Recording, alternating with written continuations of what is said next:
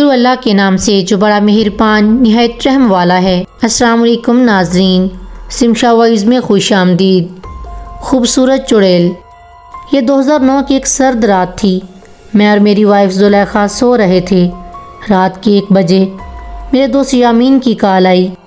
Hello علی، مجھے بچا لو، یہ مجھے مار ڈالے گی۔ میں بہت حیران ہوا کہ اس کو کیا ہوا۔ مجھے لگا شاید یہ مذاق کر رہا ہے۔ میں نے کہا یار یہ بھی کوئی وقت ہے مذاق کا۔ نہیں علی، اللہ کا واسطہ ہے، مجھے بچا لے۔ اس بار اس کی آواز میں عجیب سا خوف تھا۔ میں آتا ہوں، میں نے ابھی یہ کہا ہی تھا کہ کال کٹ گئی۔ میں خود ڈر گیا تھا۔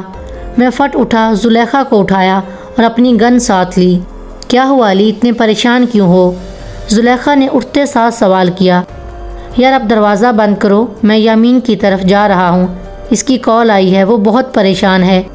اللہ خیر کرے، آپ آرام سے جانا، اپنا خیال رکھنا، رات بہت ہو گئی ہے، زلیخا نے گھبراتے ہوئے کہا۔ Okay don't worry. میں زلیخا کو دلاسا دے کر جلدی سے گاڑی سٹارٹ کی اور یامین کے گھر نکل پڑا۔ یامین میرا بچپن کا دوست تھا۔ 2 ہفتے پہلے اس کی شادی وانیہ سے ہوئی تھی اور وہ بہت خوش تھا، اور آج اچانک ایسا کیا ہو گیا اور اسے کون مارنا چاہتا ہے؟ میں ابھی یہ سوچ ہی رہا تھا کہ اتنے میں یامین کا گھر آ گیا۔ یامین کا گھر شہر سے تھوڑا باہر تھا، بڑے قبرستان کے قریب۔ میں فٹافٹ گاڑی سے اترا اور یامین کے گھر کا گیٹ نوک کیا۔ یامین، یامین، میں نے زور زور سے پکارا لیکن کوئی جواب نہ آیا۔ گھر میں مکمل طور پر خاموشی تھی۔ میں بھاگ کر گھر کے پیچھے کی طرف گیا۔ وہاں کھڑکی کھلی ہوئی تھی، وہاں خون کے تازہ نشان تھے۔ میں کھڑکی سے اندر داخل ہوا۔ لائٹ آف تھی۔ میں نے موبائل کی لائٹ آن کی اور یامین کے کمرے کی طرف جانے لگا۔ یامین کے کمرے میں جاتے ہی میرے منہ سے چیخ نکل گئی۔ میرے اوسان خطا ہو گئے۔ بیڈ کے پاس زمین پر یامین خون میں لت پت پڑا تھا۔ میں نے چیک کیا تو وہ مر چکا تھا اور بھابھی کا نام و نشان بھی نہیں تھا۔ کمرے سے کھڑکی تک خون کے دھبوں کے نشان تھے جو ننگے پیروں کے تھے۔ میں نے فوراً اپنے دوست مسعود کو کال کی جو پولیس میں تھا اور اسے صورتحال سے آگاہ کیا۔ اس نے مجھے حوصلہ رکھنے اور جتنی جلدی ہو سکا میرے پاس آنے کا یقین دلایا۔ میں نے سوچا کہ پیروں کے نشانات کا پیچھا کیا جائے۔ میں موبائل ٹارچ کی روشنی میں نشانات کا پیچھا کرنے لگا۔ نشانات پچھلی گلی سے ہوتے ہوئے قبرستان کی طرف جا رہے تھے۔ رات کے اندھیرے نے قبرستان کو بہت وحشت ناک بنا دیا تھا۔ میں بھی قبرستان کے گیٹ کے قریب ہی پہنچا تھا کہ مسعود کی کال آ گئی۔ ہیلو علی، کہاں ہو؟ میں یامین کے گھر پر ہوں، مسعود نے کہا۔ یار میں گھر کی پچھلی طرف قبرستان کے پاس ہوں، میں نے جواب دیا۔ اوکے میں آیا، مسعود نے کہا اور کال کاٹ دی۔ چند لمحوں بعد مسعود میرے پاس آ گیا۔ علی یار بہت افسوس ہوا، مگر تم یہاں کیا کر رہے ہو؟ مسعود نے آتے سوال کیا۔ میں نشانات کے پیچھے آیا۔ تھینکس یار فوراً میرے پاس آنے کے لیے، میں نے مسعود کو کہا۔ It's my player. یمین کا کوئی دشمن تھا اور بھابھی کہاں ہے؟ کچھ پتہ چلا ان کا؟ مسعود نے پوچھا۔ نہیں یار، وہ تو ایک شریف انسان تھا اور بھابھی کا کچھ پتہ نہیں چلا، میں نے کہا۔ چلو نشانات کا پیچھا کیا جائے، میں نے ایمبولینس کو کال کی ہے، وہ آتی ہی ہوگی، مسعود نے کہا۔ اور ہم نشانات کے پیچھے قبرستان میں داخل ہو گئے۔ نشانات ایک درخت کے پاس آ کر ختم ہو گئے۔ یار نشانات تو یہاں آ کر ختم ہو گئے، مسعود نے کہا۔ چلو درخت کے پیچھے دیکھتے ہیں، میں نے کہا۔ ہم درخت کے پیچھے گئے۔ درخت کے پیچھے قبر کے پاس کا منظر دیکھ کر ہم خوفزدہ ہو گئے۔ ہم نے جو سوچا بھی نہ تھا وہ ہو گیا۔ وہ یامین کی وائف وانیہ تھی جو قبر کے پاس بے ہوش پڑی تھی۔ اس کے پیر خون سے بھرے ہوئے تھے۔ او مائی گاڈ، اس کا مطلب یامین کا خون بھابھی نے کیا؟ میں نے حیران ہو کر پوچھا۔ دیکھ کر تو مجھے بھی یہی لگتا ہے، مسعود نے میری ہاں میں ہاں ملائی۔ چلو اس کو اسپتال لے چلتے ہیں، میں نے کہا۔ مسعود نے فوراً ایمبولینس منگوائی اور میں گھر آ گیا۔ کیا ہوا؟ یامین بھائی کیسے ہیں؟ میرے گھر پہنچتے ہی زلیخا نے بے چینی سے پوچھا۔ وہ یامین اب اس دنیا میں نہیں رہا، میں نے افسردہ لہجہ میں کہا۔ او مائی گاڈ، یہ کیسے ہوا؟ زلیخا نے پریشانی کے عالم میں کہا۔ میں نے زلیخا کو ساری بات بتا دی۔ اوہ اللہ تعالیٰ رحم فرمائے، زلیخا نے کہا۔ اچھا میں تھوڑا آرام کر لوں، میں نے کہا اور بیڈ پر لیٹ گیا۔ سونے کی کوشش کرنے لگا مگر نیند کوسوں دور تھی۔ میری آنکھ صبح 10 بجے کھلی۔ میں فریش ہو کر ناشتے والی ٹیبل پر ناشتہ کرنے کے لیے بیٹھا ہی تھا کہ مسعود کی کال آ گئی۔ یار تم سے بھابھی کے بارے میں کچھ بات کرنی ہے، थाने आ सकते हो।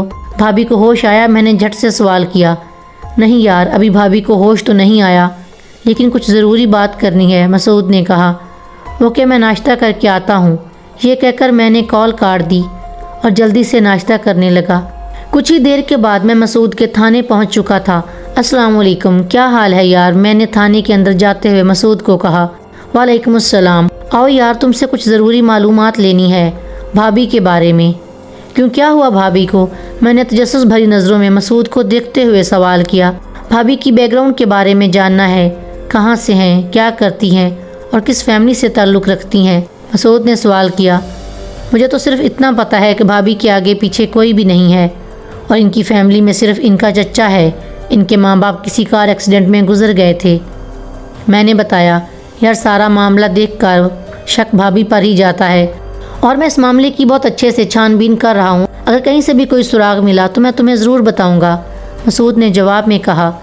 मैंने मसूद को खुदा हाफिज़ कहा और अपने ऑफिस के लिए निकल पड़ा। मुझ में गम और परेशानी के मिले जुले तासुरात थे और मुझे बार बार यामीन का और भाभी का ही ख्याल आ रहा था कि ये सब क्यों और कैसे हुआ होगा। रात के 11 बज रहे थे। खाने के बाद जुलेखा से यामीन और भाभी के बारे में बात कर रहा था कि अचानक मसूद की कॉल आ गई। हेलो अली, कहाँ पर हो? जल्दी आओ। क्यों, क्या हुआ? मैंने परेशानी के आलम में मसूद से पूछा। तुम आओ तो सही, मैं तुम्हें बताता हूँ। यामीन और भाभी के केस के बारे में बहुत अहम पेशरफ्त हुई है। ओके, मैं आता हूँ तुम्हारे पास। ये कहकर मैं फ़ौरन अपने बेड से उठा। क्या हुआ, किसका फ़ोन था? जुलेखा ने सवाल किया। इंस्पेक्टर मसूद का फ़ोन था। भाभी और यामीन के बारे में बहुत अहम पेशरफ्त हुई है, इसलिए मुझे इसने कॉल की है। अच्छा ठीक है, अल्लाह खैर करे, अपना ख्याल रखिएगा, जुलेखा ने कहा। तुम फिक्र मत करो, दरवाज़ा लॉक कर लो। ये कहकर मैं फ़ौरन बाहर आया, गाड़ी स्टार्ट की और मसूद के घर चल पड़ा। जब मैं मसूद के घर पहुंचा तो मसूद पहले ही दरवाजे के पास मेरा इंतज़ार कर रहा था। मैंने गाड़ी पार्क की और मसूद से रिलैक्स लेने के बाद इसकी बैठक में चले गए। अलिशबा, अली के लिए कुछ ठंडा लेकर आओ। हमारे बैठ जाने के बाद मसूद ने अपनी वाइफ को आवाज़ दी। हाँ तो मसूद, इस केस में ऐसी क्या पेशरफ्त हुई है जिसके बारे में बताने के लिए तुमने मुझे इतनी रात को कॉल की? मैंने बेचैनी से पूछा। यार अली, हमारे जाने के कुछ देर बाद वाले गाँव के थाने से कॉल आई। इसने कुछ मालूम करना था। वहाँ का थानेदार मेरा कज़न है। बातचीत के दौरान जब मैंने इसे यामीन के केस के बारे में बताया तो वो चौंक गया और कहने लगा, बिल्कुल एक ऐसा ही केस 3 महीने पहले इसके गांव में पेश आया। जो बंदा इस गांव में कत्ल हुआ, इसकी शादी को भी अभी भी मुश्किल 2 हफ्ते ही हुए थे और वो वहाँ अभी ऐसे ही खून के धब्बों के निशानात पाए गए, लेकिन वहाँ से हमें कोई सुराग नहीं मिल सका। मैं ये सुनकर फ़ौरन इसके पास गया और अपने कज़न के साथ मिलकर आज सारा दिन इन्वेस्टिगेशन में हमें ये पता चला है कि पिछले 3 साल में ऐसे 10 वाक़यात हो चुके हैं जिसमें शादी के 2 हफ्ते के बाद ख़ावंद की लाश मिलती है और वहाँ पर ऐसे ही खून के धब्बों के निशानात पाए जाते हैं। ये सुनकर मैं चौंक सा गया और मुझ पर एक वहशत सी तारी हो गई। अस्सलाम वालेकुम अली भाई, कैसे हैं आप? अलिशबा भाभी ने कमरे में दाखिल होते हुए कहा। अल्लाह का शुक्र है भाभी, मैं ठीक हूँ, आप सुनाएं, बच्चे कैसे हैं और आपकी तबीयत ठीक है?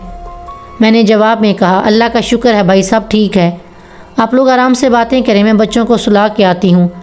भाभी ये कहकर कमरे से चली गई। मसूद की इस बात ने मुझे बहुत चौंका दिया था। मैं यकीन ही नहीं कर पा रहा था कि ऐसा भी हो सकता है। असल में जो पिछले वाक़यात हुए हैं, इनमें और यामीन के वाक़यात में कोई भी फ़र्क नहीं है। इनका घर भी आबादी से थोड़े फासले पर कब्रिस्तान के पास है और इनकी शादी भी यकायक ही हुई, मसूद ने मज़ीद बताया। लेकिन यार, इस बात का क्या सबूत है कि वो वानिया भाभी ही थीं? मैंने पूछा। मैं इस बार सबूत लेके ही आया हूँ। ये कहकर मसूद ने अपना मोबाइल निकाला और मुझे तस्वीरें दिखाईं। मैं और मेरा कज़न ये तस्वीर लेकर इन जगहों पर गए थे जहाँ पर ये वाक़यात हुए हैं और वहाँ पर रहने वाले सब लोगों ने ही इस तस्वीर को पहचान लिया और हर गांव में इसका नाम अलग था। मेरे कज़न के गांव में इसका नाम सानिया, जबकि इससे पिछले गांव में इसने अपना नाम आयशा बताया था। मेरा दिमाग इस टाइम सुन हो चुका था और मुझे यकीन ही नहीं हो रहा था कि भाभी ऐसा भी कर सकती हैं। कल सुबह हम हॉस्पिटल जाएंगे और वहाँ पर जाकर देखेंगे, मसूद ने कहा। मैंने परेशानी और हैरानी से मिले जुले तासुरात में मसूद से इजाज़त ली और अपने घर आ गया।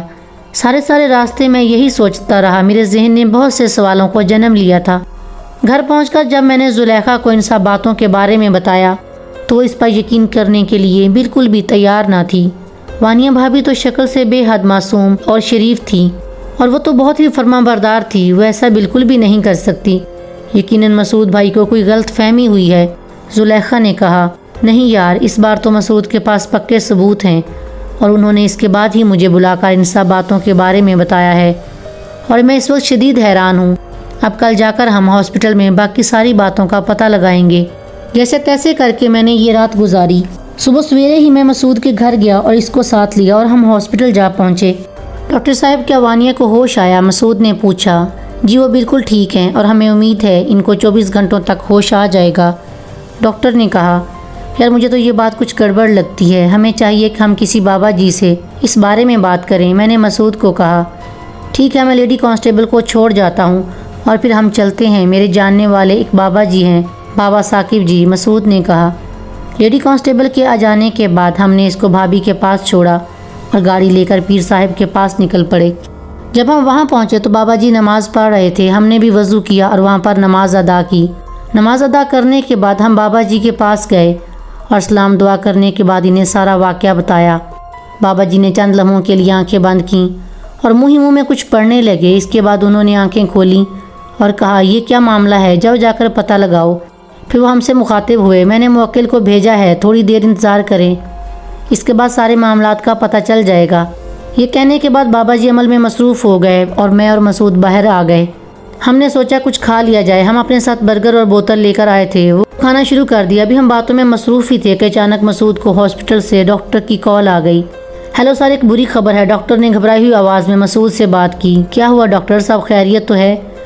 وانیہ تو ٹھیک ہے نا سر؟ وہ لیڈی کانسٹیبل کو مار کر یہاں سے بھاگ گئی ہیں اور لیڈی کانسٹیبل کے جسم میں خون کا ایک قطرہ بھی نہیں ہے۔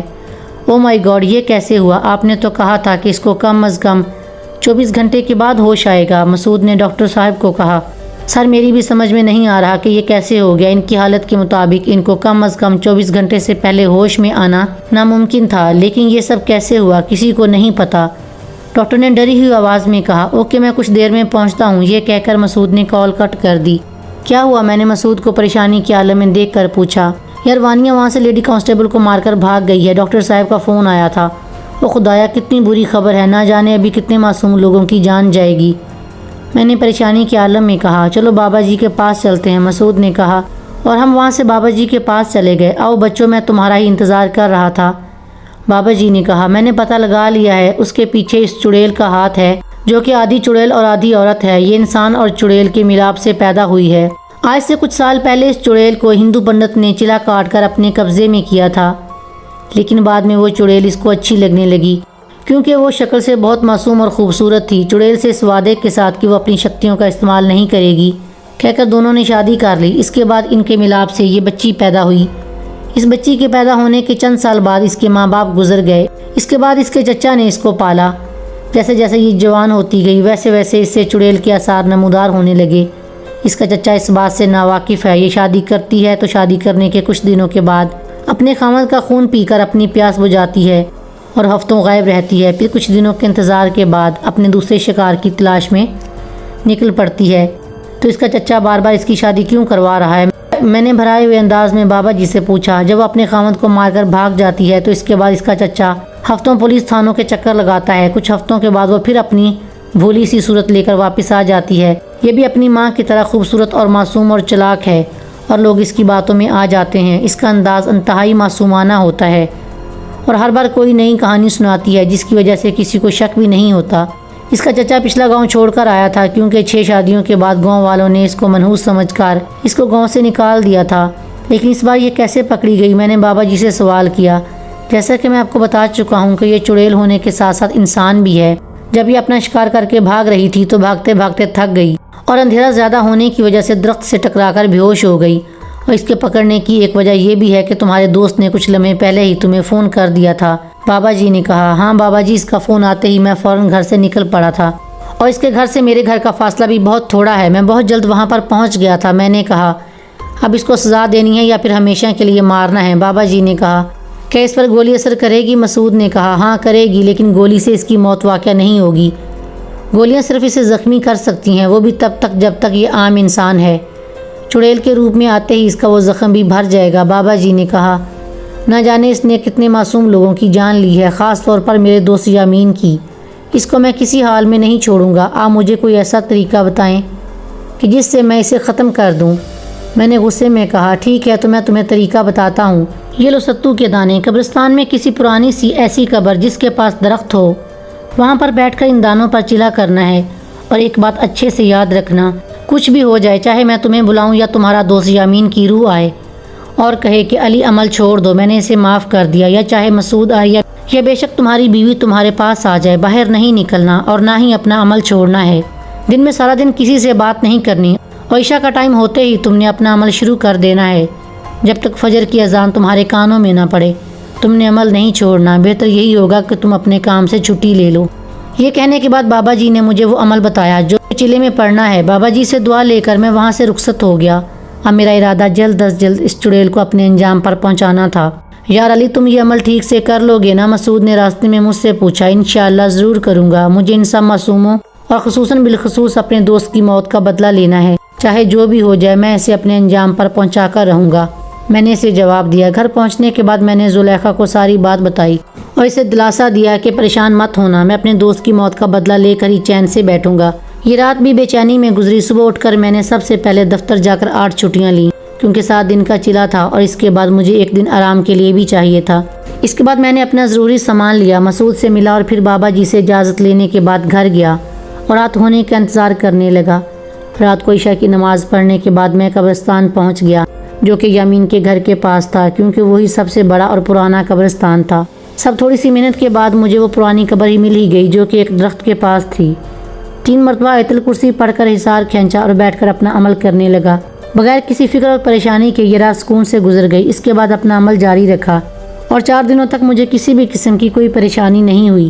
میں اپنا عمل کرتا اور گھر آ جاتا، صبح کو اپنی نیند پوری کرتا جبکہ رات میں عمل کرتا۔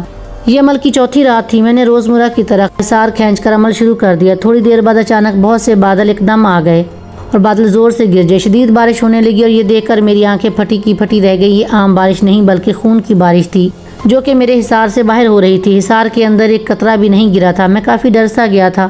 اللہ اللہ کر کے وہ رات گزری۔ میں گھر آ گیا۔ 5ویں رات بھی بغیر کسی پریشانی کے گزر گئی۔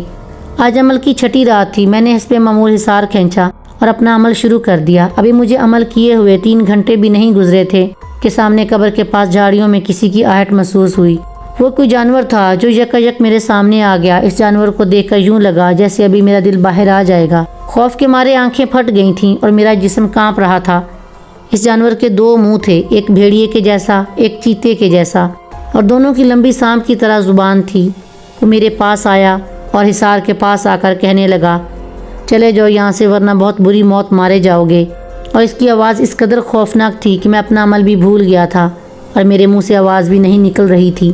میں نے اپنے حواس پر قابو کیا اور زور زور سے اپنا عمل پڑھنے لگا۔ مجھے زور سے عمل کرتا دیکھ کر وہ زوردار آواز میں گرجا، اچھا تو تم باز نہیں آؤ گے، میں تمہیں ابھی بتاتا ہوں۔ یہ کہہ کر وہ میری طرف دوڑا لیکن حصار سے ٹکراتے ہی غائب ہو گیا۔ جیسے ہی وہ غائب ہوا میری جان میں جان آئی۔ اللہ اللہ کر کے یہ رات بھی گزری لیکن اس واقعے کے بعد مجھ پر بہت زیادہ خوف طاری تھا۔ اس جانور کو دیکھ کر ایک مرتبہ میرے رونگٹے کھڑے ہو گئے تھے۔ میں گھر آیا، کھانا کھایا اور لیٹ گیا۔ تھکاوٹ کی وجہ سے مجھے فوراً نیند آ گئی۔ اگلے دن عصر کے وقت میری آنکھ کھلی۔ میں نے نماز پڑھی اور کھانا کھایا اور چلے کی تیاریوں میں مصروف ہو گیا۔ آج کا دن میرے لیے بہت اہم تھا۔ قبرستان کے پاس موجود مسجد میں نے عشاء کی نماز ادا کی۔ آج موسم بڑا صاف تھا، چاند اپنے جوبن پر تھا جس کی وجہ سے ارد گرد ہر چیز صاف نظر آ رہی تھی۔ میں نے اپنا عمل شروع کیا۔ دل اور ذہن میں بہت خوف تھا لیکن مجھ میں بدلہ لینے کا جنون سوار تھا۔ ابھی عمل کو 1-2 گھنٹے ہی گزرے تھے کہ دور سے مسعود آتا دکھائی دیا اور کہنے لگا، میں نے وانیہ کو مار دیا ہے، چلو آ جاؤ اٹھو۔ میرے ذہن میں بابا جی کی بات یاد آ گئی کہ وانیہ چڑیل ہر روپ میں آئے گی، اس لیے میں آنکھیں بند کر کے اپنے عمل میں مصروف رہا۔ چلو یار اٹھو، کیا کر رہے ہو؟ یہ کہہ کر اس نے میری طرف ہاتھ بڑھایا لیکن اس کا ہاتھ جیسے ہی حصار سے ٹکرایا وہ ایک دم سے غائب ہو گیا۔ میں نے اللہ کا شکر ادا کیا۔ کچھ ہی دیر بعد دور سے وانیہ بھابھی آتی دکھائی دیں اور میرے پاس آ کر زاروں کے تار رونے لگیں، پلیز علی بھائی مجھے معاف کر دو، میں نے جو کچھ کیا انجانے میں کیا، اس میں میرا کوئی قصور نہیں، مجھ سے کہنے لگی۔ لیکن میں اپنے عمل میں مصروف رہا اور میں نے اس کی باتوں پر کوئی دھیان نہ دیا اور وہ وہاں سے چلی گئی۔ عمل ختم ہونے میں کچھ ہی دیر باقی تھی کہ قبرستان میں زور سے زلزلہ آنے لگا۔ ساری قبریں پھٹنے لگیں اور قبروں میں سے مردے اٹھ کر باہر آنے لگے۔ جس قبر پر میں عمل کر رہا تھا وہ قبر بھی لرزنے لگی اور اس کے اندر سے بھی عجیب و غریب سی آوازیں آنے لگی۔ خوف اور دہشت سے میرا برا حال تھا۔ اتنے میں سامنے وانیہ دکھائی دی اور ساتھ میں بابا جی بھی تھی۔ بابا جی کہنے لگے کہ چھوڑو، ہم سب نے اس کو معاف کر دیا ہے اور مجھے پیچھے یامین بھی کھڑا ہوا نظر آیا۔ یامین بھی کہنے لگا کہ ہم سب نے اس کو معاف کر دیا ہے، تم اپنا عمل چھوڑو اور وہاں سے اٹھ جاؤ۔ میں وہاں سے اٹھنے ہی لگا تھا کہ اچانک میرے کانوں میں بابا جی کی آواز آئی، علی یہ سب نظروں کا دھوکہ ہے، تم اپنے عمل پر توجہ دو۔ میں سوچنے لگا کہ میں یہ کیا بیوقوفی کرنے لگا تھا۔ میں دوبارہ بیٹھ گیا اور اپنا عمل کرنا شروع کر دیا۔ وانیہ کی صورت تبدیل ہونے لگی اور وہ آہستہ آہستہ چڑیل کی صورت اختیار کر چکی تھی۔ اس کا چہرہ انتہائی بھیانک تھا۔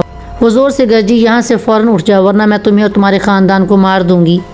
میں نے اس کی بات پر توجہ نہ دی۔ اچانک وہ میری وائف زلیخا کو پکڑ کے لے آئی اور اس کی گردن پر اپنے دانت گاڑ کر بولی، اگر تم نے عمل نہ چھوڑا تو میں اس کو مار دوں گی۔